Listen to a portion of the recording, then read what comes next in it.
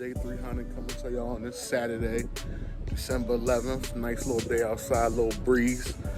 Haven't set up a video in a while because been on vacation, took the family out on Thanksgiving vacation, and now home on the Christmas grind, getting these Christmas presents up. But I want to give y'all an update on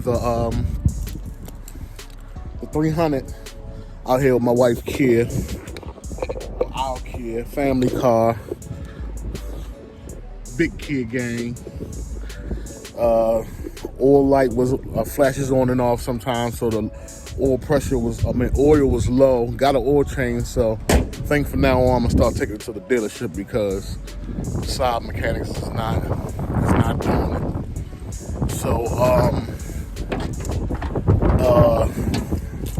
I'll put some oil in it. Hopefully that works. But I'm here. So y'all the 300. I haven't seen it in a while, but here she goes. She's dirty. She's been sitting for a while. Rims coming soon. My wicker bill coming. Rear window fender coming. You know, got that on there. It's that Christmas time. So yeah, let me show y'all what's going on. So, I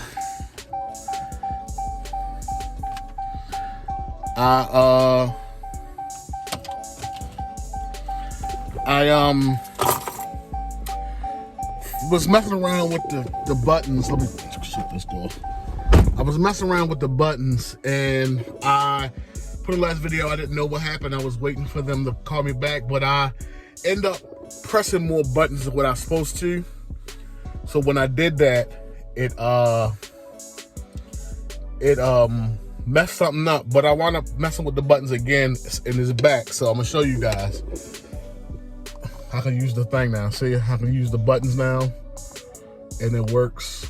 So I was just playing around with it, and I got it back. So basically, the engine swap, the cluster swap with the taser works perfectly. So I can get my miles per hour, I can get the oil. I'm about to need an oil change on this thing.